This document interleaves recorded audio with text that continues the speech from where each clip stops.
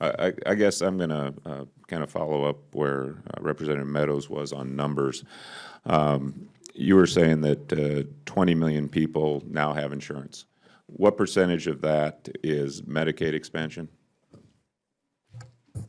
Roughly half, about 9 million. Okay, so what did President Obama claim we had in terms of the number of uninsured when he was proposing his health care law? No.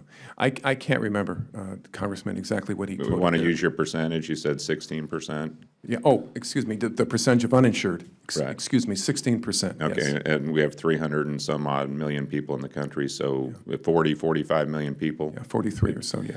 Okay, so what we've done then, we've doubled the number of people on Medicaid, and of the other 10 million that now have insurance, how many of those have significant subsidies? About 85% of our population have subsidies apply. Okay, I can Tax see where, credits apply. I can see where the cash flow problem might be coming from then, because only just 1.5 million then are actually paying for their health care, or small number, small percent. Well, I guess I believe, Congressman, that everybody's paying for their health care. It's just that these individuals, based on their income, are getting tax credits that help them make it more affordable. But everyone's paying. Did we ever figure out how many people, there are people who are living here illegally that are getting health care, correct?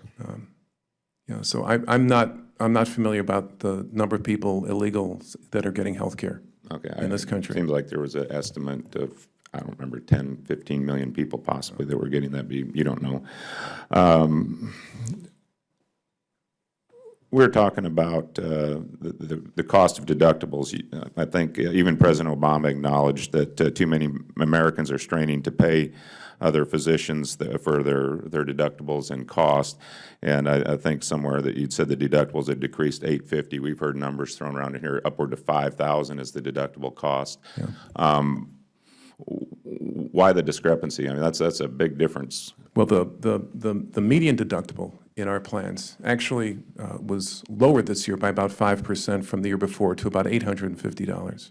That's the median, and that's for the people who are being subsidized, the 10 million who are not getting Medicaid expansion. Yeah, so that's correct. That's in that number of the 11 million. That's right. Okay, so basically health care costs have gone up for about 90%, maybe even 95% of Americans because of Obamacare. I think it's actually the opposite, sir. You're saying that health care costs have gone down? What I'm saying is that health care costs have been made more affordable than ever because of the Affordable Care Act. Well, if you look at last year, just as an example, the average individual out-of-pocket increase went up by $4, 4%. So we're making costs more affordable. We're making coverage more accessible.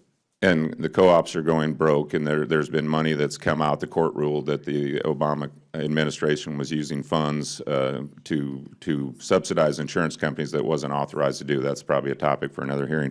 Ms. Bloomberg, you're talking about access to care. I practiced medicine for 20 years. I know if you're on Medicaid, you essentially have no deductible. You can go to the ER, you can go to a clinic, but if you have private insurance, if you go to the ER, your deductible might be $300, $400 or more. So even if you're have an emergency, you can't afford to go to the ER, so you might wait to the next day to come see the doctor. I know I've seen that happen. Now people have deductibles up to $5,000. Middle-class folks are not going to the doctor, and they're not seeking to get care, so their quality of care is actually going down. We have helped some people. I mean, we have helped some people. As you said, we've helped people get Medicaid, and we've helped subsidize people, but there's a whole lot of other people hurting because they can't afford to go to the doctor, or they won't go to the doctor, and they let problems fester because of that high deductible. What would you say to them? Well, I think with regard to the emergency room care, according to the rules under the Affordable Care Act, if it's emergent care that you're receiving through the emergency room, you don't face those deductibles. So it may be, yes, if you're going in to get non-emergent care through the emergency room and you've got a private insurance Are you talking plan, Medicaid or private insurance? both. So, but if you're getting non-emergent care, then the out-of-pocket cost is going to be significant if you go use the emergency room, because the intent is to give financial incentives to get alternative sources of care for non-emergent care. And what we have found in our survey work is that indeed the percentage of adults reporting a usual source of care outside the emergency room has increased significantly since 2013, and those not obtaining necessary care due to cost has gone down substantially since then. I'd like to see those numbers. Mr. Keenan, quickly. How many people now, Obamacare has been around for a while, how many people have paid the penalty on their IRS taxes rather than getting health care? In other words, how many people had health care that have dropped their health care and opted to pay the taxes? Yeah. So sir, I can't remember the exact number of people that have paid that penalty. I'm, again, happy to Can get you back to that ballpark figure. it? Can you guess? I would really. Okay, we need to still get have back. 10% uninsured by your number. 9%, So yeah. 9%, okay. So that's roughly 30 million people. Who are they? Excuse me. Who are the 30 million people that don't have insurance? If 10% are still uninsured and we have all these other people that now have insurance, yeah. who are the ones that don't have it? Yeah, so it's a couple different segments. So one would be Medicaid expansion states that haven't expanded Medicaid, significant component there. Number two would be young people. I mentioned earlier about the importance of enrolling younger folks and the outreach efforts that we're making to that. That's another cohort that's critical for that. Yeah, it's really expensive for young people. I know that by talking to them. But I think what we've done is shifted health care.